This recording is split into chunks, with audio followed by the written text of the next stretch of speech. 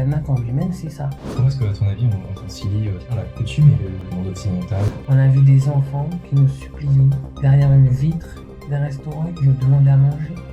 Et finalement, même après le 13 mai, je pense qu'ils n'ont toujours pas. Parce que finalement, la vraie réponse est tu veux quelque chose, tu travailles. Pour ceux qui ne te connaissent pas encore, est-ce que tu peux te présenter en quelques mots? Alors, je m'appelle Marie-Laure Kiwi, je suis originaire de Lifou, j'ai grandi à Dambia et je suis maintenant maman de 2 enfants. J'ai toujours travaillé dans le monde de l'éducation car c'est pour moi le meilleur moyen d'évoluer, de se former, d'atteindre un peu les objectifs, les ambitions qu'on se fixe, que ce soit individuellement, au sein d'une famille, d'un clan, d'une tribu. Ouais. Tu as un parcours qui est professionnel très atypique. Est-ce que, enfin, déjà, tu viens d'en parler au niveau de l'éducation. Est-ce que tu peux nous en parler? Comment t'es arrivé dans l'éducation et quel était ton parcours là-dedans? Alors, c'est un métier que les vieux dans la population kanak ont toujours érigé comme un métier exemplaire, un métier qui ouvre des portes. C'est un peu l'image de école égale ascenseur social. Et nous, dans notre famille, on a vraiment été éduqués. Mon papa était enseignant, mon grand-père aussi. Et c'est vraiment une famille d'enseignants. J'ai plein d'enseignants dans la famille. Et derrière ça, il y a eu cette vocation qui est née, en particulier quand entre l'année du bac et mon départ en métropole, j'ai exercé en tant que enseignante remplaçante en province sud. Et j'ai rencontré des élèves qui ne maîtrisaient pas forcément la langue française, qui étaient ici dans les écoles sur Nouméa et qui avaient des problèmes et à se faire comprendre et à comprendre. Ouais. Et je me suis dit que si déjà les petits entre eux n'arrivent pas à se comprendre, alors nous entre adultes peut-être bien qu'il y a des problèmes de compréhension. Et c'est de là qu'est venue l'idée de pousser un peu plus, d'aller vers l'adaptation d'un système éducatif scolaire local adapté aux différentes communautés, aux différentes façons de voir, aux différentes cultures, pour aider justement à un meilleur vivre ensemble, à une construction partagée, rééquilibrée. Ouais. Parce que justement, j'ai vu ça. Tu avais fait un master de français langue étrangère. Donc, pour l'histoire, c'est donc comment apprendre le français à quelqu'un dont ce n'est pas sa langue Donc, ce n'est pas maternelle. sa langue maternelle, ou c'est peut-être la langue que de scolarisation, mais qu'à la maison, c'est pas la langue qui est parlée couramment. Et Et pourquoi ce master alors? en Nouvelle-Calédonie, en fait, le petit élève sur lequel j'étais tombée, c'est un élève d'origine wallisienne qui criait dans la cour, qui s'était blessé et qui était en train de dire mettez-les, c'est popo, c'est popo. Et en fait, je ne le comprenais pas, alors qu'il m'appelait à l'aide. Et de là, il y a eu le déclic de français langue étrangère, français langue seconde, français langue de scolarisation. Donc, je suis d'abord partie sur une licence d'anglais, parce que c'était vraiment le métier auquel je me destinais, d'être professeur d'anglais. Et puis, sur la 3e année, j'ai pris le parcours français langue étrangère. Ça m'a fait rencontrer aussi différents publics, puisque c'était en métropole. Donc, les enfants du voyage, des personnes aussi sorties du système scolaire, donc des personnes illettrées, analphabètes. Et j'ai appris à former ces personnes-là, à leur apprendre comment relire, réécrire et comment communiquer, et aussi prendre confiance en eux dans la société pour retrouver du travail, pour s'insérer professionnellement. Et c'est quelque chose qui maintenant, dans mon engagement politique, est très important dans le sens où l'idée demain, c'est aussi d'apporter des pistes pour la formation, pour l'insertion, et vraiment adapté à la Nouvelle-Calédonie, à chaque province, puisque chaque province est différente. Et l'idée, c'est que l'éducation, c'est le vecteur et ascenseur social, mais aussi reprendre confiance en soi et être fier d'être d'ici et de pouvoir apporter sa pierre à l'édifice. Ouais. Parce qu'effectivement, t'as un parcours aussi marqué par la politique hein, depuis ton plus jeune âge. On va pouvoir en reparler. Mais du coup, déjà, ce master-là, comment tu l'as vécu? T'as enseigné, hein, notamment à Canala. Est-ce que ce master-là, il a pu te servir? Et comment t'as vécu cette expérience à Canala, qui est quand même, j'imagine, très différente de ce que t'as pu voir ailleurs? Et j'avais enseigné en province sud. J'avais fait 2 ans également en province des îles, et après l'obtention de mon concours de professeur des écoles, je suis arrivée à Canala et j'y ai enseigné pendant 7 ans. Le contrat, en principe, c'est 2 ans et ensuite on peut changer d'école. et même de communes et encore plus de provinces. Et moi, dès les premiers mois, je me suis retrouvée face à des élèves qui avaient beaucoup de difficultés. Et j'ai posé un regard, on va dire, sociologique sur leurs difficultés. Non pas le regard de pédagogue tout de suite, mais sociologique, pour chercher pourquoi ils étaient en difficulté. Et donc, j'ai vu les apports de la colonisation, négatifs comme positifs. J'ai vu aussi les apports de la maison, ce qui est positif, ce qui est négatif, ce qui sert ou non à l'école. Et j'ai fait un peu un croisement de tous ces regards-là pour trouver pour chaque élève un peu la meilleure solution. Et dans l'ensemble, c'était vraiment la langue qui était un frein puisque ces élèves-là ne maîtrisaient pas la langue française. Arrivés à l'école qui finalement était pour eux une langue de scolarisation, un lieu un peu étranger, où pour la plupart du temps, ils retrouvaient des personnes qui n'étaient pas issues de leur communauté d'appartenance, puisqu'à Canala notamment, c'est vraiment une société presque exclusivement kanak. Et donc, moi qui suis originaire des îles, je ne maîtrisais pas la langue non plus de mes élèves, pourtant kanak comme eux. Il a fallu et me mettre à leur niveau, donc à apprendre un peu leur langue, et leur mettre la langue française à leur niveau pour qu'ils puissent la comprendre, la maîtriser et répondre aux attentes de l'école calédonienne. Ouais. Et tu as développé une méthode là-dessus.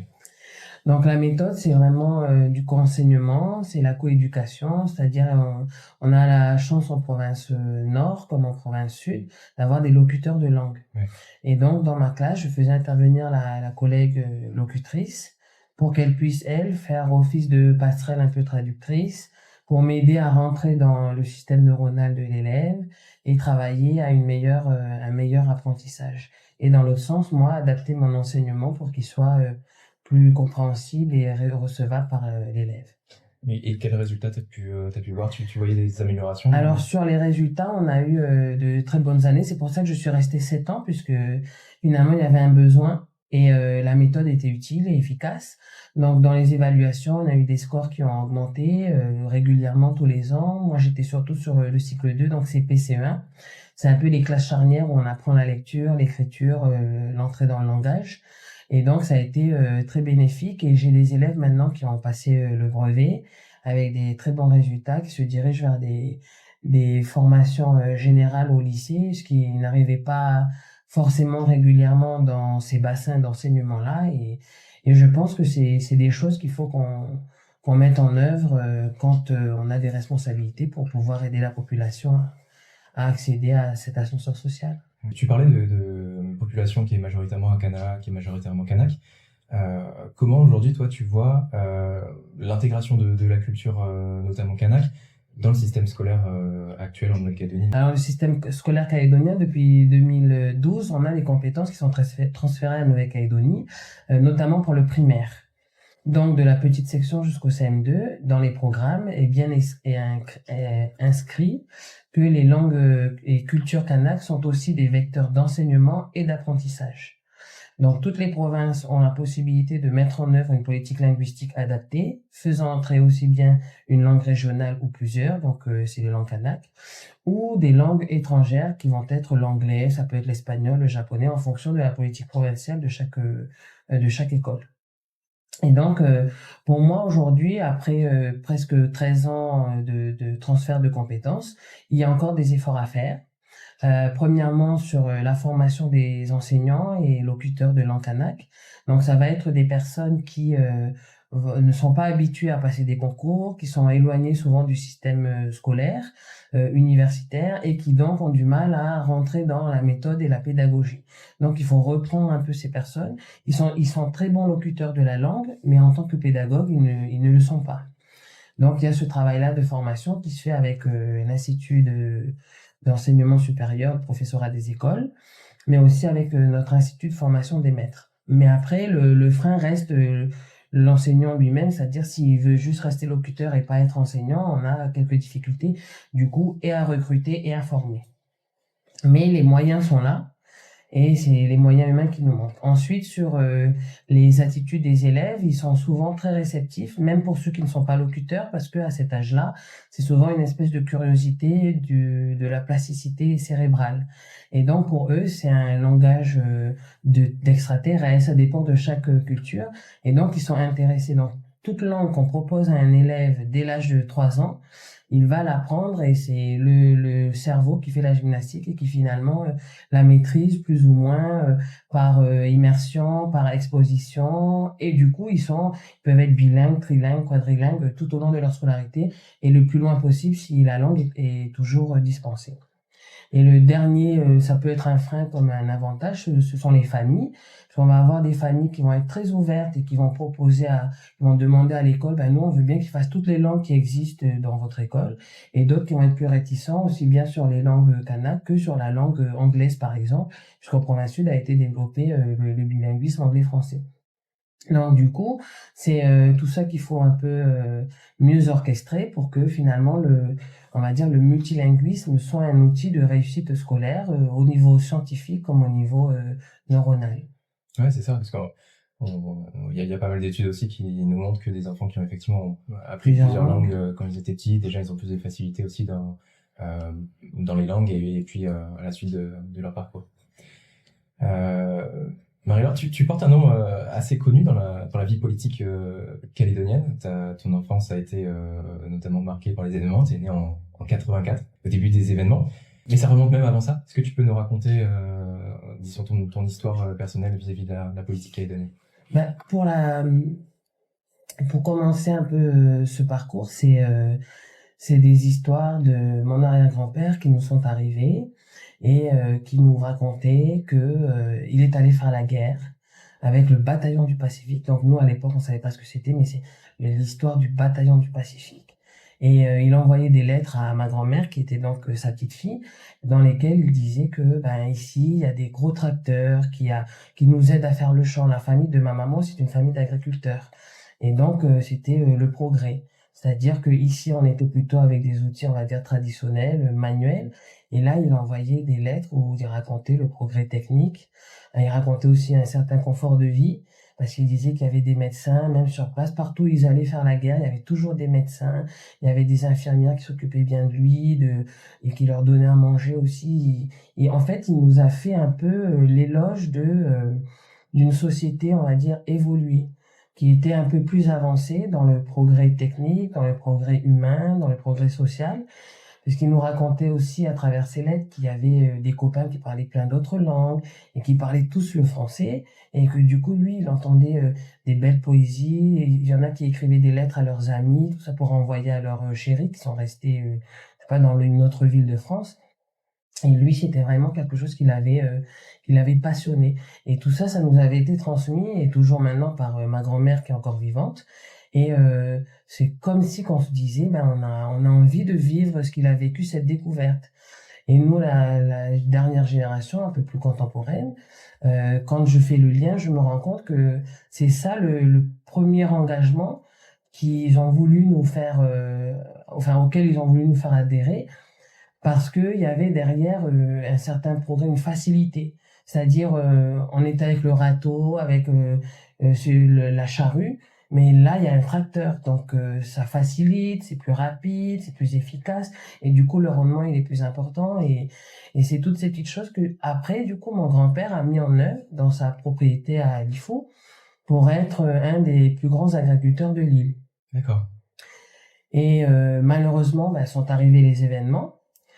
Et avec les événements, mon grand-père a tout perdu parce qu'il devait y avoir un peu de jalousie, un peu de convoitise sur ce progrès-là que lui avait lu à travers des lettres et avait mis en œuvre dans sa propriété, qui finalement n'a pas plu, mais aussi avec ça, et plus du côté de mon papa, un engagement pour une Calédonie française par rapport à toutes ces innovations, à ce confort de vie, à cette qualité de vie que la France apportait déjà à l'époque.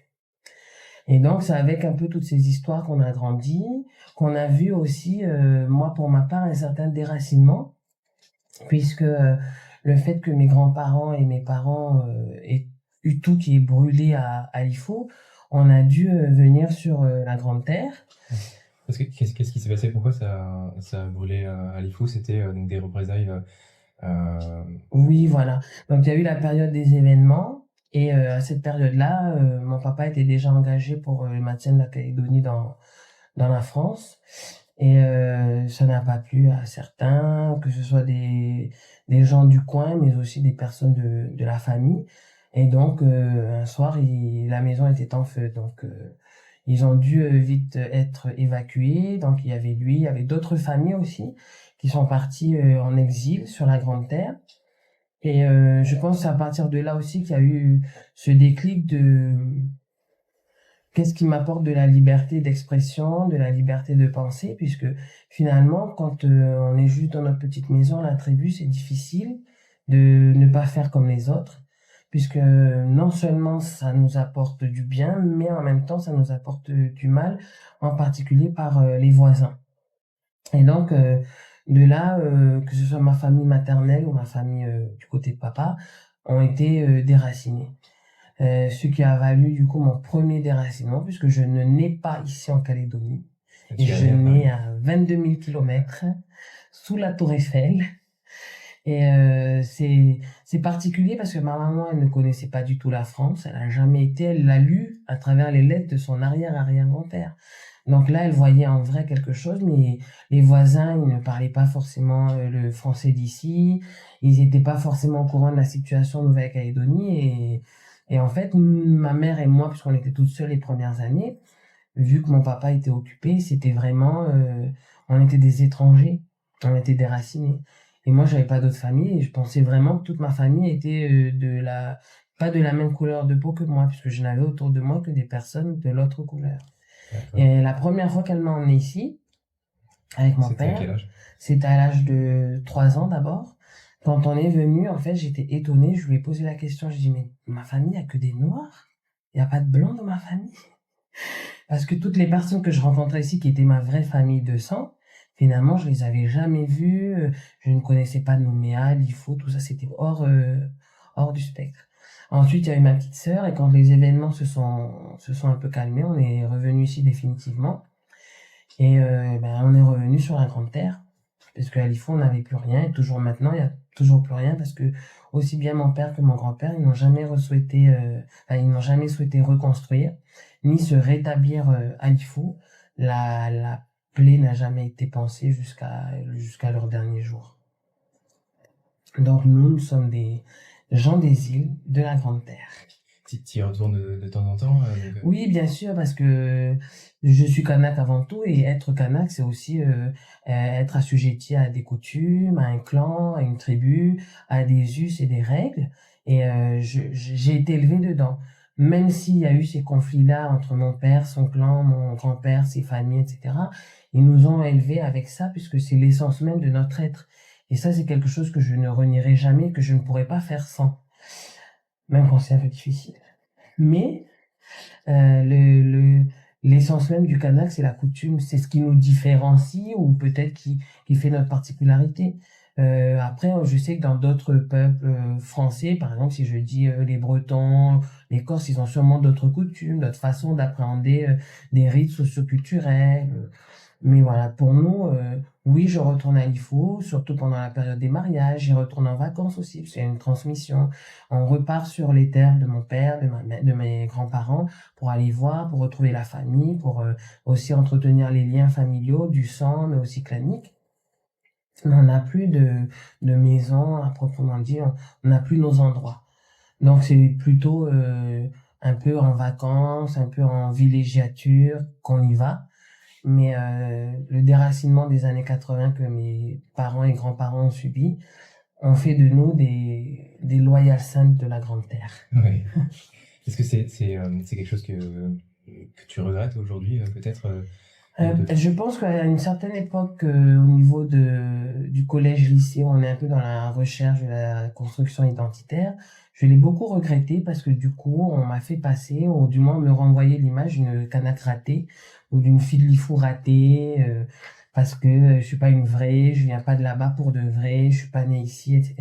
Et c'est ce qui est difficile à vivre au quotidien, en particulier quand on est plus jeune. Maintenant, j'ai passé le cap, bien heureusement. Mais ce sont malheureusement des idées, des stéréotypes qui continuent de perdurer, qui feraient que demain, après-demain, mes enfants puissent rencontrer la même difficulté d'adaptation, puisqu'on leur dirait que t'es pas vrai. C'est un peu une espèce On nous fait refléter un manque de légitimité. Et on nous dit qu'on n'est pas des vrais, que ce soit des vrais Kanaks parce qu'elle est née en France. C'est pas une vraie Kanak parce qu'elle a fait des études. C'est pas une vraie Kanak parce que, et il y a plein de raisons comme ça qui, pour certains, sont justes et qui font qu'on n'est pas des authentiques. Et moi, mon idéal, enfin, mon idée du Kanak, c'est un Kanak qui évolue avec son temps, avec sa société, qui cherche du travail, qui veut montrer sa culture, qui est fier de la porter haut et fort, de parler sa langue, de montrer ses danses, ses rythmes, de faire la coutume. Le Kanak en lui-même, c'est ça, de ma vision. Après, d'autres ont sûrement d'autres visions, et grâce à la France, ils sont libres d'avoir ces autres visions. Tu as fait tes années de lycée dans quel lycée? Alors nous, pour les études, on était à Nouméa parce que le matin, il y a une voiture qui partait. Donc c'est tout le monde à Nouméa pour suivre la voiture qui travaille. Donc j'étais au lycée La Pérouse à Nouméa, au collège Georges Godoux à Nouméa. Et j'ai trouvé très intéressant en fait, de me retrouver avec plein d'autres enfants, de jeunes comme moi, mais qui habitaient aussi partout. Parce qu'avant, on n'avait pas encore le système de dérogation, d'inscription, etc. Et donc j'avais des camarades de Païta, des camarades de Nouméa, et c'était un peu melting pot. Et je pense que de là aussi, c'est venu l'idée que l'école, c'est vraiment le creuset d'une société. Enfin, c'est des idées qui sont revenues déjà dans la construction de la société américaine, par exemple. Mais vraiment, l'école, c'est là où tout le monde se retrouve. En fait, on n'a plus de couleur, on n'a pas d'opinion politique et on vient là pour partager des savoirs, pour apprendre les uns des autres avec les profs, etc. Et puis se construire un peu une culture partagée. Donc, oui, dans ces établissements, ce qui était intéressant, c'était le melting pot, quoi. Parce que du coup, moi, j'avais on va dire, mes petites interjections avec le Kanak. Et eux, ils avaient les autres interjections des autres cultures. Et c'est un peu là où on dit qu'on maîtrise une langue quand on apprend et on connaît plein de gros mots. Alors voilà, c'était ça le premier vecteur de communication commune.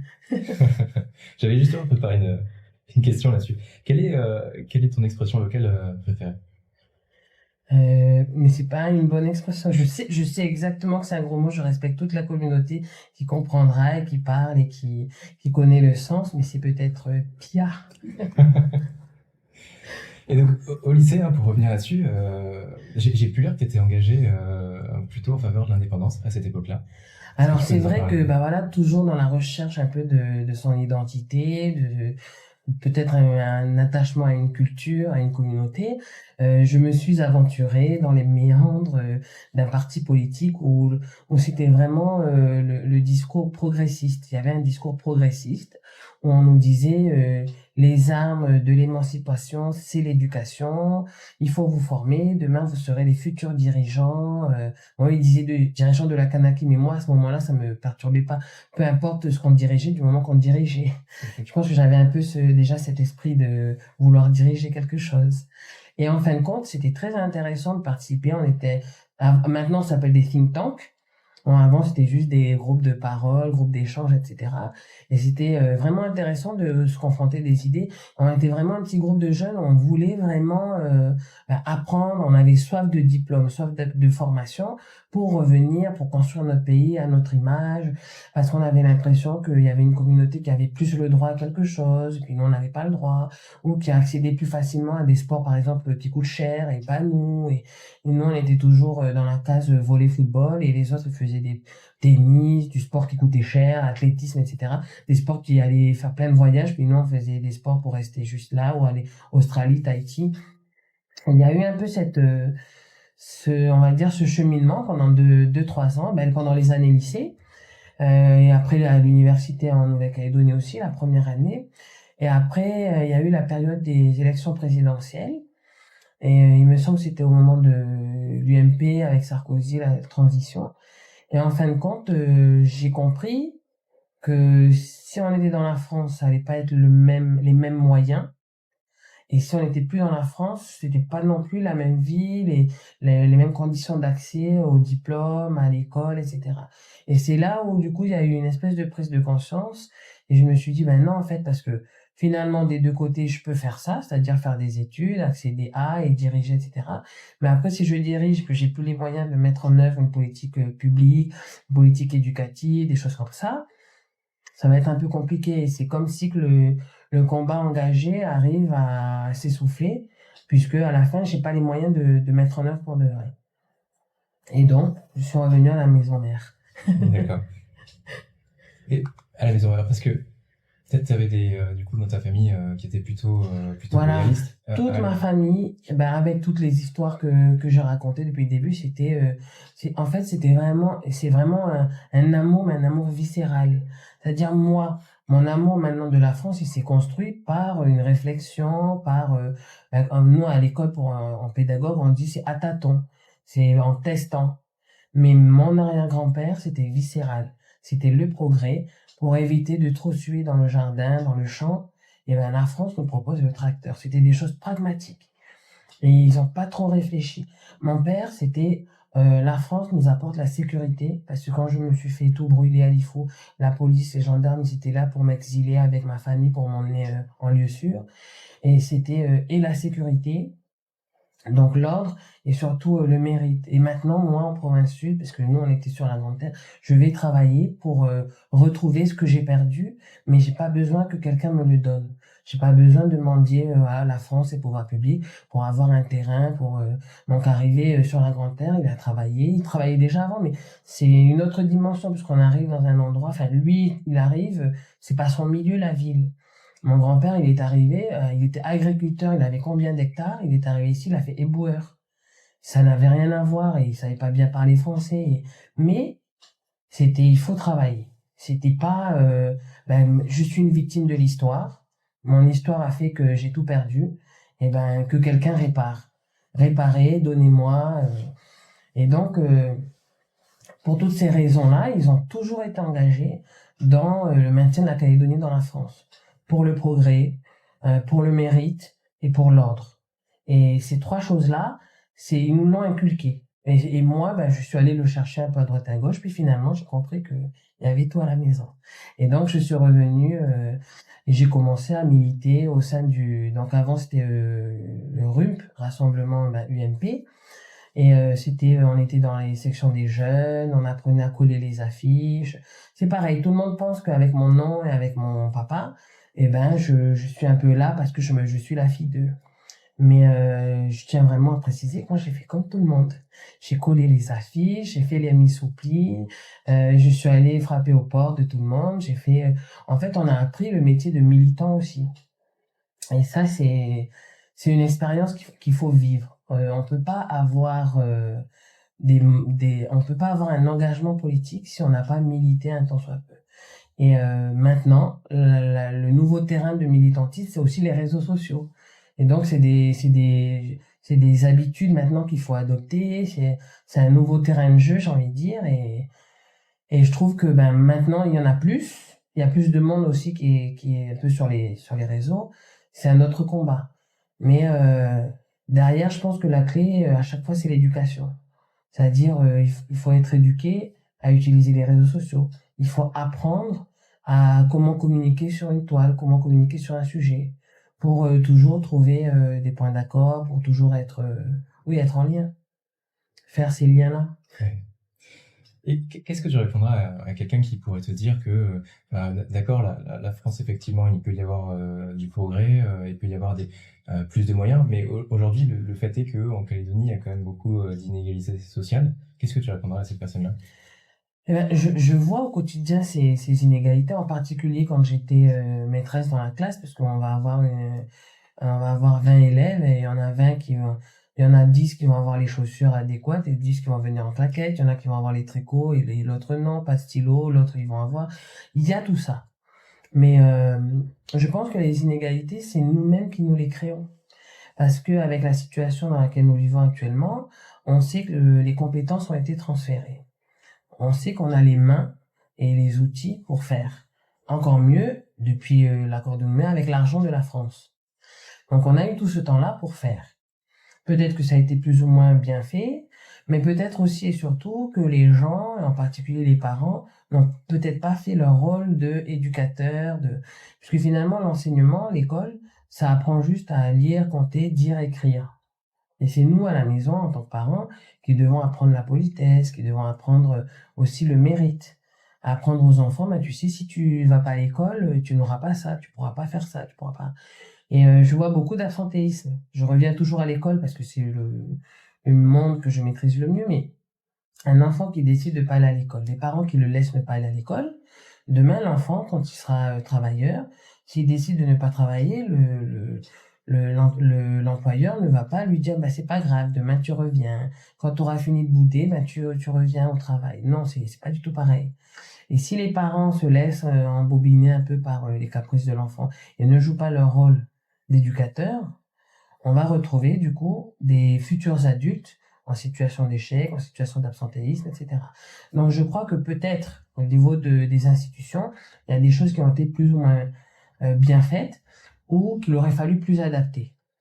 Mais cela n'enlève rien à la responsabilité individuelle, que ce soit de chaque parent ou de chaque jeune.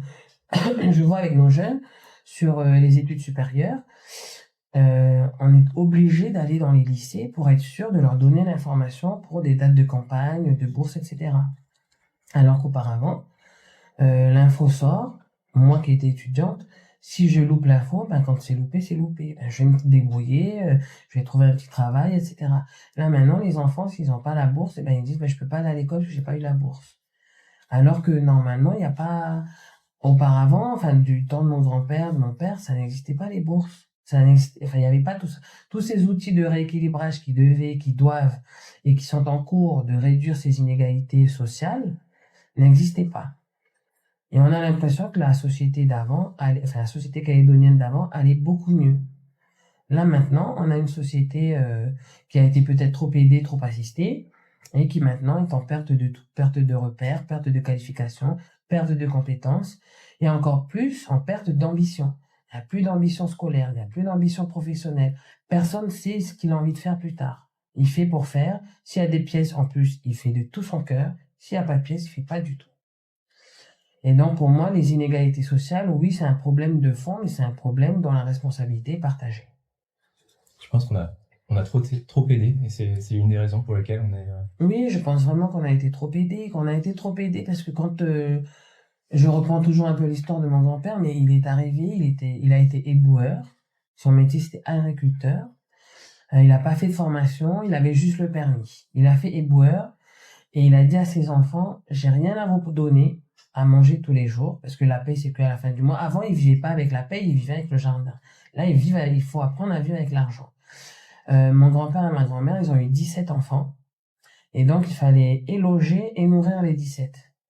Il a réussi juste à avoir son travail d'éboueur, mais pas de logement puisqu'on n'a pas assez de moyens pour avoir un logement. Donc, ils habitaient pas loin de l'As de Trèfle au quartier latin. Maintenant, c'est Ulysse.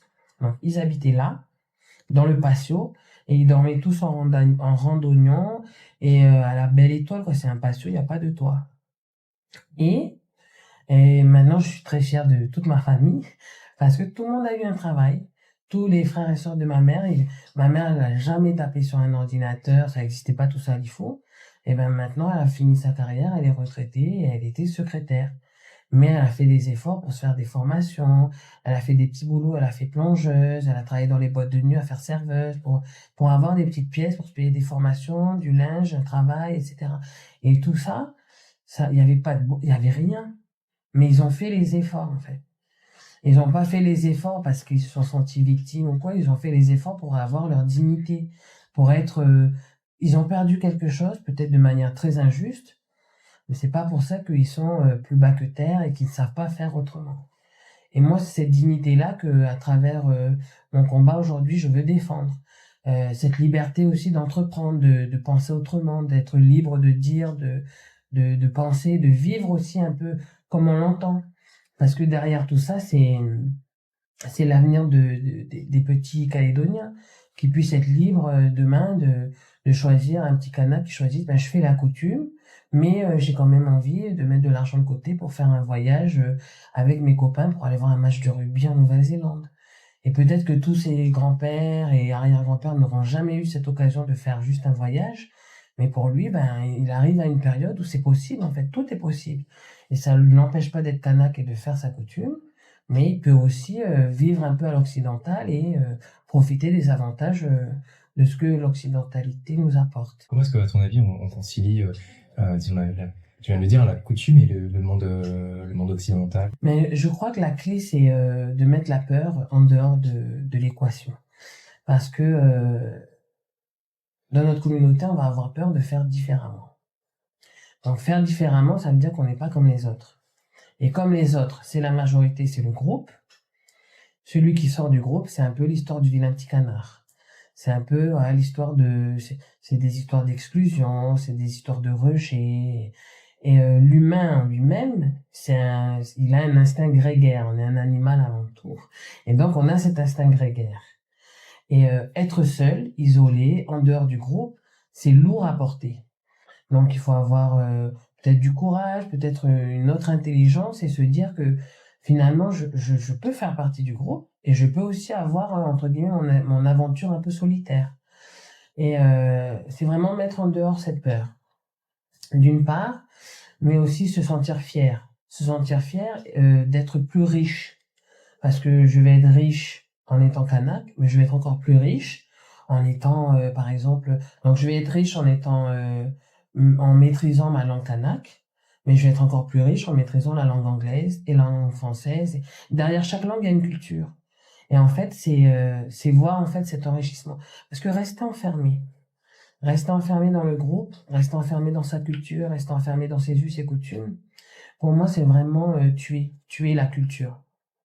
Et si on était resté aux pratiques ancestrales de nos coutumes et cultures, de la culture kanak, on serait toujours peut-être dans l'anthropophagie. Donc il n'y aurait plus de kanak, en fait, maintenant. Alors que s'ouvrir, c'est vrai qu'avec la colonisation, il y a eu des choses plus ou moins faciles à vivre. Je ne banalise pas, je ne réduis pas. Mais maintenant, nous, on n'a pas été une génération colonisée. On n'a pas eu la colonisation telle qu'elle a été vécue il y a 200 ans. Donc, c'est vraiment de trouver cet équilibre et de s'enrichir. Parce que pour moi, je suis sûre et certaine que si on s'enferme dans sa culture, on tue notre culture. C'est un danger pour la culture kanak de rester seul et enfermé. En plus, ici en Calédonie, il n'y a pas que la culture française. On a aussi l'apport des Polynésiens, l'apport des Indonésiens, des Asiatiques. On a une culture multiculturelle en Nouvelle-Calédonie. On a une mosaïque multiculturelle qui fait qu'un Calédonien, qu'il soit d'origine kanak, wallisienne, etc., quand il arrive en France métropolitaine, il est plus riche qu'un, entre guillemets, Français de souche. Pourquoi? Parce que les nems, il connaît, il y en a à la maison. Les noms des plats javanais, on les connaît, on les a mangés ici chez nous parce qu'il y a ces communautés-là. Donc oui, c'est vraiment compatible et en plus, les unes et les autres s'enrichissent et font qu'on est, en fait, finalement, je pense que le Calédonien, il est le meilleur citoyen du monde, en dehors en plus de chez lui. Autant chez lui, on va avoir un peu ce sentiment d'appartenance qui va être un peu plus exacerbé pour ces questions identitaires. On va être plus telle ou telle communauté, puis les autres, c'est pas les bons, quoi. Il y a les meilleurs et les moins bons. Mais dès qu'on sort de chez nous, là, on voit tout de suite que on est plus riche que tout le monde, quoi. Tu disais quand on sort un petit peu de ce cercle-là, qu'on fait différemment, il y a une certaine peur de la population, ou en tout cas de la communauté.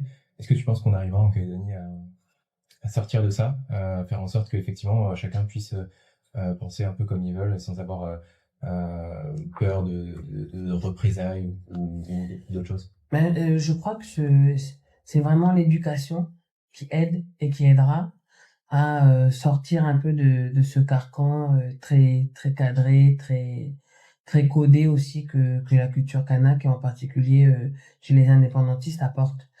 Je pense que les émeutes du 13 mai ont été... on a vu des jeunes prendre des armes, faire un peu... être des terroristes. Mais je pense... alors, il y a les vraies raisons que la justice élucidera et mettra en lumière. Mais je pense, de ma petite vision, qu'il y a aussi un endoctrinement et un manque de réflexion chez ces jeunes. Je dis pas qu'ils sont bêtes, hein. C'est vraiment que on ne leur a pas appris à penser par eux-mêmes. On ne leur a pas appris à se poser des questions, à remettre en question une consigne. On ne leur a pas appris à avoir d'autres façons de voir, d'autres façons de penser.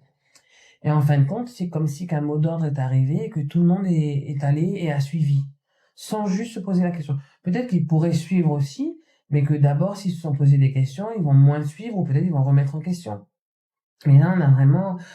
Et moi, c'est ce qui m'a attristé le plus, c'est de me dire que la jeunesse calédonienne, en particulier kanak, enfin celle qu'on a vue pendant ces périodes-là, elle était sans réflexion. C'est comme si que ils n'ont pas eu accès à l'émancipation intellectuelle, à l'émancipation culturelle, alors que les leaders indépendantistes le disent souvent, enfin l'ont dit il y a déjà 30 ans, qu'il faut faire le pari de l'intelligence. Alors qu'il y a mille et un dispositifs qui existent, que ce soit en province Île, en province Nord, en province Sud. Il y a deux provinces qui sont peut-être un peu moins actives dans cet encadrement de la jeunesse. Mais après, même au niveau gouvernement, il y a on a le service civique, on a le volontariat pour les faire sortir, pour aller voir autre chose. C'est des missions en plus humanitaires. Et la société calédonienne, en particulier kanak, aime beaucoup, enfin, a une attirance particulière pour la solidarité, pour l'entraide. Mais ce sont des dispositifs que les jeunes n'ont pas forcément utilisés. En plus, il y a aussi des dispositifs où il n'y a pas besoin d'avoir des niveaux d'études, pas besoin d'avoir de bac, de diplôme. Et malheureusement, ils n'en ont pas profité. J'ai l'impression que c'est un peu un endoctrinement. Ils ont entendu plein de choses depuis le plus jeune âge, un peu des visions un peu séparatistes, un peu racistes. Et du coup, tout a explosé le 13 mai. Et c'était peut-être un moyen aussi pour eux de s'exprimer, parce que finalement, c'est la seule chose qu'ils ont entendue toute leur vie. Et on leur a dit que tout le reste était mauvais. Mais ils voient bien que devant, il y a d'autres jeunes qui sont contents d'avoir une voiture, qui sont contents d'avoir un travail, d'avoir des pièces pour aller au fast-food, des choses comme ça.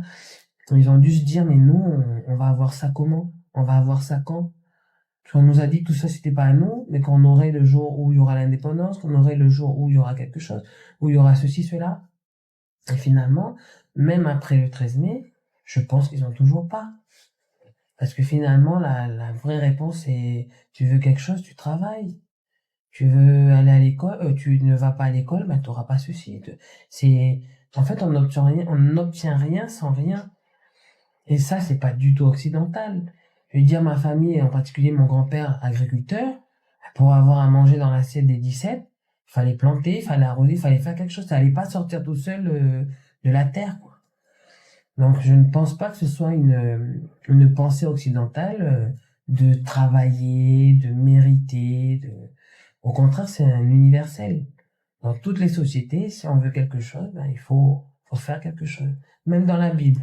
Aide-toi et le ciel t'aidera. Tu parlais du 13 mai, 13 mai 2024. Une insurrection indépendantiste a eu lieu, détruisant 20% du PIB calédonien, près de 800 entreprises et faisant 14 morts. On a tous été très marqués par ces événements. Comment est-ce que toi tu l'as vécu? Est-ce que tu étais en Calédonie à ce moment-là? Alors, à cette période, je n'étais pas en Nouvelle-Calédonie, donc nous étions une délégation au C24 au Venezuela à Caracas. Qu'est-ce que c'est le C24? Alors le C24, c'est le comité de décolonisation qui comporte les 24 pays. Donc c'est composé de 29 pays qui sont eux déjà indépendants et qui apportent des conseils, des avis sur une liste de pays qu'on appelle les territoires non autonomes, donc des pays à décoloniser. Et la Nouvelle-Calédonie fait partie de cette liste et donc assiste au C24 depuis maintenant depuis l'inscription de la Nouvelle-Calédonie sur la liste. Donc nous étions, nous, la délégation des non-indépendantistes, et on apprend en cours du voyage aller à la deuxième, troisième escale que la Nouvelle-Calédonie que ça a éclaté. Donc psychologiquement, c'est un coup dur parce qu'on est loin de chez nous, donc pour la plupart, on était des parents et des enfants, donc on pensait et à nos parents et à nos enfants. Et en plus, on se dit, mais quand je rentre, je retrouve quoi? Est-ce que je retrouve quelque chose ou il n'y aura plus rien? Est-ce que la Nouvelle-Calédonie, elle part en cendres d'un coup comme ça? Et donc on finit le voyage, on arrive et il faut enchaîner le lendemain avec donc ce séminaire qui se tient sur 3 jours et lors desquels il y a un temps prévu pour le Pacifique, pour les Caraïbes et puis pour le rôle de l'ONU. Et donc, comme ça venait d'éclater, la Nouvelle-Calédonie est donc de fait à la une du comité, notamment à travers nos interventions qui dépeignent un peu ce qui se passe ici et qui surtout crient à l'aide en cherchant des solutions de paix, en cherchant à l'international un moyen de réguler, de calmer, etc. Et nous étions accompagnés aussi des délégations, de la délégation indépendantiste, qui du coup n'étaient pas forcément dans le même état d'esprit ou état psychologique que nous, puisque ils étaient quand même sur l'offensive en disant que tout ça était de la faute de la France, avec le texte du dégel, etc. Donc c'était pas particulièrement acrobatique de mettre de côté les émotions du conflit d'ici pour se focaliser sur les thèmes, mais aussi sur les réponses à apporter pour ne faire rétablir que la vérité. Et non, c'était une aventure quelque peu, on va dire lourde, c'était lourd. C'était lourd parce qu'on était loin, en plus l'aéroport a été fermé, donc on n'a pas pu rentrer comme prévu. On était tous partis avec une valise pour 7 jours, puis on a fait 3 semaines. Mais c'est une aventure humaine aussi dans laquelle on se dit que on sait pourquoi on se bat. Parce que d'entendre les discours des collègues indépendantistes qui inventent, qui feignent et qui font preuve de beaucoup de mauvaise foi sur et les émeutes, et la population kanak, et l'organisation un peu de la Nouvelle-Calédonie, il faut se lever encore plus fort pour dire mais tout ça c'est pas vrai, quoi. T'as l'impression d'être entendu quand tu vas à la C24 Alors c'est vrai que depuis 5 ans, c'est notre chef de la délégation diplomatique loyaliste Naya Wateou qui avec son bâton de pèlerin assiste à chaque C24, à chaque 4e commission et qui permet que le dossier calédonien soit déjà entre guillemets juste connu, mais bien connu. C'est-à-dire que depuis 30 ans que les indépendantistes participent très assidûment à ces regroupements, ils ont porté une vision et une version de la Nouvelle-Calédonie qui n'est pas forcément proche de la réalité. Et donc, depuis 5 ans que avec Nadia, on est représenté. Il y a un travail de rétablissement de la vérité, de factualisation aussi des faits, des chiffres aussi qui permettent à ces instances-là de mieux voir et percevoir la réalité calédonienne. Et on voit maintenant, à un moment, c'était souvent les indépendantistes qui invitaient les experts de l'ONU pour venir ici. Maintenant, ils ne le font plus trop. Et maintenant, c'est nous qui invitons beaucoup quand on est venez voir, parce que c'est vraiment la vérité, que ce qu'on vous dit, c'est vraiment vrai. Et il y a ce travail-là qui est fait depuis maintenant 5 ans. Et oui, ça évolue. On voit dans les rapports que le rapport, entre guillemets, est plus au centre, parce qu'il était vraiment beaucoup en faveur des indépendantistes à une époque. Et maintenant, avec les chiffres qu'on apporte, on leur envoie même des reportages, on leur envoie plein de choses très factuelles pour qu'ils puissent bien prendre conscience que, d'abord, le peuple autochtone, le peuple premier, j'appelle ça le peuple autochtone, n'est pas du tout opprimé. Deux, tout ce qui a été mesure de visant rééquilibrage est vraiment mis en œuvre. 3, la puissance administrante, c'est-à-dire la France, l'État français, accompagne, que ce soit en moyens financiers, en moyens humains, en moyens aussi de compétences. Et 4, que tous les Calédoniens ne sont pas indépendantistes et ne veulent pas être indépendants. Donc il y a toutes ces pistes-là qui permettent aussi de faire valoir la position des Calédoniens qui ne sont pas pour l'indépendance. Ce serait quoi ton message à, disons, à quelqu'un qui est extérieur à la Nouvelle-Calédonie, par exemple, un Français hexagonal ou quelqu'un à la commission du C24, en tout cas quelqu'un qui connaît pas bien la Nouvelle-Calédonie, quel serait ton message sur la situation actuelle? Alors sur la situation actuelle, et pour des personnes qui soit ne sont jamais venues ou ne nous connaissent qu'à travers des livres ou des reportages télé, c'est leur dire déjà ils peuvent me dire s'ils savent où est la Calédonie sur la map monde. À partir de là, ils verront bien comme quoi, ils verront bien où on se situe. On est une petite île, on n'est pas nombreux, on a un grand océan, on a plein de dangers qui peuvent arriver, mais aussi on a plein de richesses. Et leur dire que si nous, aujourd'hui, nous souhaitons vraiment rester français, c'est parce que ces richesses-là, pour les exploiter, nous sommes encore un pays trop jeune. On est une petite collectivité. On est en cours de formation de cadres calédoniens, toutes origines confondues. Et donc, peut-être qu'un jour, on a déjà des compétences qui ont été transférées. Ces compétences-là, on va mieux les exercer. Aujourd'hui, on est au tout début de notre histoire institutionnelle et politique. Aucune grande puissance ne s'est créée en 20 ans, 30 ans d'accord. Jamais. Ça n'existe pas. L'histoire ne nous a jamais donné cet exemple-là.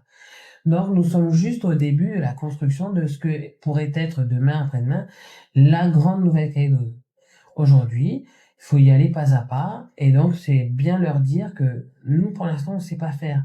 C'est pas un aveu de faiblesse, c'est encore moins une vision paternaliste, c'est juste du pragmatisme. Combien on a de cadres calédoniens qui sont et bien formés et qui travaillent sur la Calédonie? Parce qu'on en a beaucoup, mais il y en a aussi qui sont restés en métropole ou ailleurs, pour toutes les raisons qu'on peut imaginer. Ici, on est plus ou moins bien payé, ou bien ici, il y a le poids du groupe, il y a la famille, il faut faire la coutume, etc. Et des fois, rester à 22 000 avec son salaire tout seul complet, c'est peut-être mieux que de venir ici et de repartager ça dans la coutume. Donc, leur dire que ici, on est en train de se construire. Nous, on prend tous les bons exemples, que ce soit en France, que ce soit en Australie, en Nouvelle-Zélande, peu importe. Par contre, tout ce qui va être mauvais exemple, on va pas prendre. L'idée, c'est qu'on a envie de se construire, on a envie de faire avec tout le monde, et que, avant que quelqu'un d'autre de l'extérieur ne s'occupe de nous, déjà, nous, entre nous, il faut qu'on se reparle, il faut qu'on se retrouve, et qu'on apprenne à travailler ensemble. C'est peut-être ce qui a voulu être fait à travers l'accord de Nouméa, qui a été plus ou moins bien abouti. Mais nous, maintenant, la nouvelle génération, c'est à nous de faire maintenant notre part du travail, de prendre cette responsabilité et d'assumer la suite. La suite, ben, c'est renouer les fils du dialogue, c'est retrouver la confiance les uns en les autres, que ce soit communauté à communauté, voisin en voisin. Il y a des voisins qui se connaissaient pas, ils se sont connus, alors que c'est pas normal. On est dans un pays où on vit dehors. En Espagne, il n'y a jamais personne qui reste dans sa maison plus de 8 heures. On vit dehors. Et en Calédonie, c'est la même chose. Donc, c'est se retrouver, en fait. Avant que le monde entier s'occupe de nous, je pense qu'il faut que nous, on s'occupe de nous. Il faut qu'on se regarde les yeux dans les yeux et qu'on se dise ce qui va bien, ce qui ne va pas bien et ce qu'on attend les uns des autres. Et quand on aura mis tout ça sur la table, reconstruire, réécrire, réinventer et repenser pour le futur. Voilà. Donc tu penses on a encore besoin aujourd'hui de récupérer des choses de l'extérieur, d'apprendre aussi de l'extérieur avant d'être indépendant. Certains diront l'indépendance c'est pas une question de richesse, c'est pas une question d'apprendre sur l'extérieur, c'est une question de dignité. Qu'est-ce que tu leur répondrais? Ben moi, j'aimerais bien leur demander dans quoi ils ne sont pas dignes tous les jours quand ils se réveillent, dans quoi ils ne sont pas libres tous les jours quand ils se réveillent. Parce que il y a d'autres pays, et je suis allé il y a 10 jours dans l'Asie de l'Est, à Timor-Leste. Là, j'ai vu que la liberté et la dignité, bah, ça donne pas à manger, ça n'habille pas, ça ne soigne pas, et encore moins, ça ne rend pas heureux. On a vu des enfants qui nous suppliaient derrière une vitre des restaurants, qui nous demandaient à manger. 3 petits enfants. Mais ces enfants-là, demain, ça peut être les nôtres ici. Et quand on est sorti, on leur a donné, on avait des restants, il y a des choses qu'on n'avait pas touchées, on leur a donné. Ben, ils nous suivaient. Ils nous suivaient, donc j'étais avec un collègue qui était un peu parano, qui a dit, tu vois, c'est sûr qu'ils vont nous suivre, il y a quelqu'un qui va nous attendre et tout. Mais moi, j'avais trop pitié d'eux. Je me suis dit, demain, mon fils, il peut être comme ça. Si demain, on est indépendant, peut-être trop vite, peut-être mal fait, sans compétence, sans sécurité, sans ordre public, sans état de droit. Le Timor-Leste, en plus, 2 fois, il a essayé d'être indépendant. La première fois, il s'est séparé du Portugal, tout simplement. Et du coup, les Indonésiens sont venus. Et de là, il y a eu une guerre, ils ont perdu presque un tiers de leur population. Ils ont gagné leur indépendance, mais il n'y a pas d'eau potable, il n'y a pas de travail, il n'y a pas de retraite, il n'y a pas d'assurance santé, il y a tout ce qu'on connaît maintenant, qui fait que on est libre de vouloir ou non travailler, de se faire soigner, de vouloir ou non se faire soigner, de vouloir... les Calédoniens, en fait, enfin, nous, aujourd'hui, il faut qu'on se rende compte de cette chance. C'est pas un syndrome de Stockholm. La chance qu'on a, c'est de choisir ce qu'on veut. Demain, je veux travailler dans un bureau, je me donne les moyens d'aller travailler dans un bureau. Mais demain, je veux juste vivre du champ, de la pêche, de la chasse, j'ai les moyens de le faire aussi, sans forcément avoir de diplôme, sans forcément avoir de formation. Parce que en plus, nous, les Kanaks, on a encore nos terres, on a encore des terres privées, enfin des terres qui nous appartiennent, qui sont des terres coutumières. Et donc, sur ces terres-là, on peut très bien faire, on prend un petit morceau et on voit avec son chef de clan, ça existe. En plus, l'administration coloniale a permis qu'on puisse bien réaliser ce partage de terres entre nous. Ben, demain, je peux pas être clochard à Nouméa. Il faut que je rentre faire clochard chez moi, parce que chez moi, j'ai pas de terrain à payer, j'ai pas de loyer à payer, j'ai pas l'eau à payer, j'ai même pas le courant à payer. Je reviens à la tribu et je fais mon jardin. Et là, je mange des tomates, je vais 2-3 jours faire la pêche, je mange. C'est la plus grande des libertés, de vouloir et de savoir ce qu'on veut faire. Il n'y a pas plus libre. La liberté. C'est ça. C'est quoi la chose la plus difficile que tu aies vécue durant ton parcours? Je pense qu'il n'y a pas une chose la plus difficile, mais c'est tous les jours. Tous les jours, il y a, on va dire, un commentaire pas gentil sur les réseaux sociaux. Il y a une menace. Il y a des regards aussi dans la rue. Il y a des façons de me parler qui sont un peu... Et comme je vois et j'ai vu que mon combat est juste, des fois, c'est vrai que des fois, il y a comme un découragement ou c'est comme si qu'on n'a plus la foi. Bon, ça dure que quelques minutes ou quelques heures, mais il y a des moments où on se dit, mais les gens, ils se rendent pas compte que ce que je fais, en plus, c'est pas que pour les gens qui votent pour la France. Moi, tous les jours, quand je suis dans ma classe, je sers tous mes élèves, quelle que soit l'étiquette politique, du père, de la mère, du grand-père, de tout ça. Quand je sers un étudiant qui vient pour des bourses, etc., je sers un étudiant, je sers pas son parti politique, sa grand-mère, sa généalogie. Parce que en chaque élève, en chaque étudiant, je vois demain quelqu'un qui va améliorer le quotidien d'un Calédonien, de la Calédonie, qu'ils soient en province sud, province nord, province île. Il n'y a pas de différence. Parce qu'on est tous, en fait, on est tous d'ici. Et si demain, il y a une guerre et quand ils chassent les uns et les autres, mais on va aller où? C'est ici, en fait, chez nous. Chez nous tous, en plus. Donc demain, on pourra pas aller ailleurs. Et même si on allait ailleurs, ben, ce sera jamais chez nous. Parce qu'on est tous d'ici. Et donc, le quotidien, ce qui est lourd, des fois, à porter, c'est que les gens ne comprennent pas. Et que surtout, les gens jugent et méprisent. Parce que il y a la communication, on peut s'asseoir à une table, on n'est pas d'accord, il n'y a pas de souci. Mais on en discute, on se comprend, et ça y est. On n'a pas besoin d'avoir de la haine, on n'a pas besoin d'avoir de la jalousie, c'est pas un comportement de quelqu'un qui sait réfléchir. C'est pour ça que tout à l'heure je parlais de l'endoctrinement, faut sortir de ça. Le pari de l'intelligence, c'est l'émancipation intellectuelle, et c'est vraiment la prise en main de son destin, en tant qu'individu, en tant que communauté. C'est prendre en main pour avancer, pour s'améliorer et s'enrichir. Est-ce que c'est dur d'être kanak et loyaliste? Comment tu concilies ces deux identités-là? Moi, au quotidien, je dirais que ça va. Il y a des jours avec, il y a des jours sans, mais pour moi, être kanak, ben, c'est quand je me retrouve avec ma famille pour faire la coutume. Je me retrouve... là, on a bientôt, dans quelques semaines, le mariage de notre futur grand chef. Et c'est un événement et festif, mais il y a une grande fierté, un grand honneur de servir cet événement. Parce que c'est aussi... c'est le renouvellement d'une génération, d'une façon de gouverner, de régner. Parce que chez nous, le mot en lifou, ça dit le roi, c'est le dieu. Et donc, être kanak au quotidien, pour moi, c'est pratiquer, c'est voir la famille, la coutume et le sang. Et être loyaliste, c'est être libre. Donc, être libre de faire cette partie-là de ma vie, mais aussi être libre de vivre avec mes amis, par exemple, d'aller au bar, etc., de faire des choses qui ne sont pas forcément dans ma culture. Mais que du coup, en étant loyaliste, je suis libre d'aller tester, d'aller voir autre chose, d'aller vivre autre chose. Parce que Les loyalistes aujourd'hui, avec le rassemblement, c'est ceux qui défendent le maintien de la Nouvelle-Calédonie dans la France. Et ce maintien-là, il est peut-être encore plus important pour nous, Kanak loyalistes, parce que c'est la garantie d'un peu notre protection et de notre survie.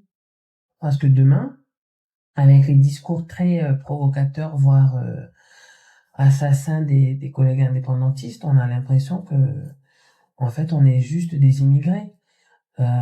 Tous confondus, Kanak des îles en particulier aussi, puisqu'on entend, hein, nous on est les planches, on n'est pas forcément les bienvenus sur la Grande Terre, et d'autre part, on est aussi, on est mis, on est un peu mis de côté parce qu'on n'a plus cette légitimité, parce qu'on n'est pas pareil que le groupe, on pense pas pareil, on fait pas pareil, etc. Et donc, au quotidien, quand il n'y a pas trop de détracteurs ou quand je les lis pas, je les vois pas, ça va. Et après, quand je les vois, ça pique un peu, puis après on repart. Parce que c'est être kanak et loyaliste, ce n'est pas incompatible, et surtout c'est ce qui va faire la survie de notre culture et qui va apporter à nos enfants plus tard un avenir un plus libre. T'es confiant sur l'avenir?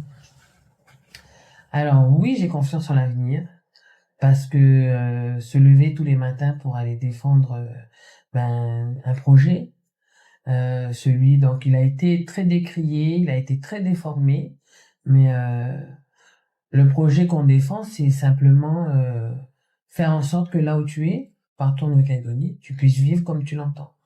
Donc en fait, c'est un projet où on est libre d'entreprendre ou pas, on est libre de travailler ou pas, on est libre de travailler comme ça ou pas. Et donc c'est pour moi un projet où chaque habitant de la Nouvelle-Calédonie se retrouve dans son contexte, libre de vivre comme il l'entend. Et me lever tous les matins pour aider à éduquer, aider à former, aider à insérer, que ce soit professionnellement, socialement, et surtout à avoir un avenir, une ambition scolaire, professionnelle. Oui, j'ai confiance en l'avenir, parce que je sais que ce que je fais, c'est juste et c'est utile pour mon pays. Tu parlais effectivement du projet. Tu étais aux discussions, à débat avec la délégation loyaliste. Oui, j'ai eu l'honneur d'y participer. Comment ça s'est passé? Et effectivement, est-ce que tu peux nous parler un peu de ce projet loyaliste? Il y en a qui parlent d'un projet de partition de la Nouvelle-Calédonie. Qu'est-ce qu'était le projet présenté par les loyalistes? Je pense que tous les noms, qu'ils soient bons ou moins bons, vont être donnés et vont sûrement déformer, dénaturer le projet en lui-même. Mais concrètement, c'est un projet dans lequel les trois provinces, comme lors de des accords de Matignon, sont des entités à part entière qui peuvent utiliser à bon escient, que ce soit le pouvoir fiscal, donc les finances, et les compétences qui sont déjà transférées à Nouvelle-Calédonie et qui peuvent décider des politiques publiques qu'elles vont engager pour leur population. Donc c'est un projet où, en fonction de là où tu habites, tu as, entre guillemets, ce que tu souhaites si tu votes pour les personnes que tu veux. Avec donc, si tu votes pour les projets que tu veux, qu'ils défendent. Donc moi, très simplement, c'est un projet où, si j'habite en province nord, je vais voter pour des personnes qui vont me proposer un projet pour lequel je suis d'accord. Et pareil en province sud et pareil en province île. Donc, en fin de compte, c'est un projet qui répond à un besoin individuel de liberté d'entreprendre, d'expression, de penser, de travailler, de faire et de se protéger. Et avant tout, bien sûr, c'est un projet où on est dans la France. Donc, pour moi, je vois vraiment un moyen de cultiver sa personnalité, son individualité, et surtout d'entreprendre, de faire fructifier, de trouver, de travailler, quoi. Donc, c'est un projet dans lequel chaque Calédonien se retrouve, partout où il habite, parce que finalement, on lui apporte la solution en fonction de ce dont il a besoin. En fait, le projet, c'est de redonner plus de compétences aux institutions qui sont les plus proches de la population. Parce que à travers ce projet-là, c'est aussi, on vote, on choisit nos élus parce qu'ils nous ont présenté un projet. Et ce projet-là s'appuie donc sur des finances. Donc c'est comment réutiliser les impôts en cours, comment les redistribuer pour pouvoir. Ça peut être des impôts plus politiques, ça peut être des impôts sur la consommation. Ceux-là, on en a besoin pour tout. Donc ça va être des moyens aussi de lever des politiques publiques qui vont et réduire les inégalités sociales et réadapter, que ce soit le système éducatif, que ce soit le système judiciaire, que ce soit le monde du travail, le développement environnemental. Donc c'est vraiment des projets, enfin le projet des loyalistes et du rassemblement, c'est redonner du pouvoir aux provinces pour que les provinces proposent des politiques publiques plus adaptées aux besoins de leur population. Est-ce que c'est pas redonner, hein, on parlait de redonner les compétences notamment fiscales aux provinces, est-ce que c'est viable? Concrètement, on a eu des experts qui ont pu aussi travailler avec nous sur le sujet. Et oui, c'est quelque chose de viable. Il faut avoir un peu plus de bon sens dans ce qui va être utilisé comme levier d'imposition. Mais concrètement, c'est permettre aussi une certaine attractivité. Attractivité de la province sud, ou et encore plus, attractivité de la province nord, attractivité de la province île. Et si chaque province se rend attractive, elle permet d'une part de fixer sa population, ce qui pourrait éviter le déracinement, les manques de repères d'une province à une autre quand on est plus ou moins déraciné.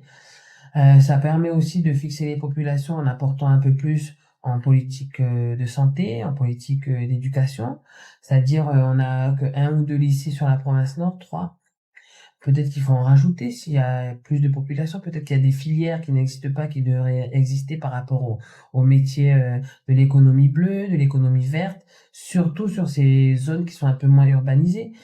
Pareil en province-île, peut-être qu'il faut faire des filières de tourisme et d'hôtellerie, notamment parce qu'il y a déjà un grand hôtel, mais aussi pour apprendre tout ce qui va être l'accueil de chez l'habitant, les fêtes communales qui se déroulent et vraiment développer en fait la fibre humaine et solidaire que ces deux provinces-là n'ont pas encore surdéveloppée.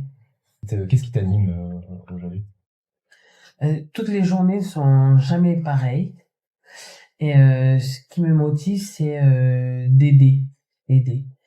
Je vais avoir des familles qui vont nous contacter pour voilà les bourses, les inscriptions scolaires, qui vont nous aider pour les bourses aussi et pour les études supérieures, qui vont nous contacter aussi pour des fois des dossiers d'entrepreneurs qui ont des difficultés, etc. Et c'est les aider. Parce qu'en fin de compte, on a beaucoup d'outils. Que ce soit des dispositifs au niveau de la province sud, du gouvernement. Il y a des outils, mais les gens, parfois, ils manquent juste un petit coup de pouce pour savoir comment monter le dossier, quelles sont les pièces justificatives à fournir. Donc, c'est vraiment aider et servir mon prochain, être toujours dans l'entraide. Aider la population. Voilà. Tu te vois où dans 10 ans? Dans 10 ans, donc 2025-2035. En tout cas, c'est sûr que je serai ici. Ici en Calédonie. Ici en Nouvelle-Calédonie, parce que il faut travailler pour le pays, il faut travailler pour faire venir de la richesse, peut-être voilà, travailler à ce nouveau projet. Si demain, après-demain, on arrive à avoir des élections, on arrive à avoir un accord, c'est participer aussi un peu plus, je vais dire en direct, à la mise en œuvre, et peut-être aussi à la réflexion. Mais bon, j'ai réfléchi à plein de choses depuis mon petit chemin. Peut-être mettre en œuvre des politiques éducatives plus adaptées, un système éducatif qui ressemble un peu à ce que j'ai testé dans mes classes, dans l'éducation, mais aussi dans le social, ouvrir une école, enfin, apprendre aux parents à être parents, faire une école de la parentalité, faire des modules sur l'utilisation d'un budget, la gestion de budget, vraiment être au service de la population dans 10 ans. Je crois que ça aurait pas changé, quoi. Être au service de la population via la province, par exemple? Oui, ça pourrait être par la province, par la Nouvelle-Calédonie. Et puis même quand je suis dans une classe avec mes 20 élèves, je suis au service de mes élèves, des fois de leurs parents. J'ai rencontré une famille dont le papa était illettré. Et donc la petite, elle était en CP, donc elle rentrait à la maison faire la lecture et il y avait personne pour l'aider parce que personne ne savait lire. Elle m'a dit, maîtresse, mon papa, il sait pas lire, tu veux pas lui apprendre à lire, donc ça va m'aider à faire mes devoirs. Et donc socialement, psychologiquement, c'est un autre cheminement, mais le papa a accepté, puis on a pu l'aider à aider sa fille, et finalement, il était fier, il a repris confiance en lui, il était vraiment un papa plus présent, et c'est toutes ces petites aides tous les jours qui font que le quotidien va mieux. Quelle phrase te guide aujourd'hui, si tu avais une phrase? C'est aide-toi et le ciel t'aidera. Parce que si je fais rien, je vais pas avancer non plus. Quel message tu donnerais aux jeunes aujourd'hui qui y croient plus après enfin, voilà, on est dans une période encore un peu compliquée aujourd'hui. Donc quel message aujourd'hui pour les jeunes? Déjà qui viennent nous voir. Il faut qu'on en discute parce qu'on peut comprendre. Moi, je pense pas que je sois très vieille, mais je parle encore un peu de jeune. Et je pense que quand j'étais jeune, il y avait des moments où quand tout va bien, ça va bien. Quand ça va plus, ben on aime bien. On va pas rester pour essayer de comprendre et voir pour améliorer. On va larguer le navire. Donc, ce serait de dire aux jeunes que ils sont pas seuls. Ça peut pas se finir comme ça. Et la suite, en fait, c'est eux. Donc, comme les jeunes, la suite, c'est vous. Il vaut mieux que vous soyez là pour qu'on l'écrive ensemble et que vous, en plus, vous y pensiez, vous nous en fassiez part et qu'on l'écrive aussi à votre image. Parce que nous, on pourra pas penser pour des jeunes qui seront à notre place et à notre âge dans 10-15 ans. Donc une invitation pour les jeunes à être actifs. Ah oui, actif et puis toujours éclairé. N'hésitez pas à poser des questions, à remettre en question, à peut-être contredire. Au contraire, c'est bien, et à reconstruire votre idée, votre pensée, à vous dire que là maintenant vous pensez qu'il n'y a plus rien de possible. Bah, si vous reconstruisez, vous allez trouver quelque chose de possible derrière. Là, ça marche. Ce sera le mot de la fin, Maria. Merci. Merci.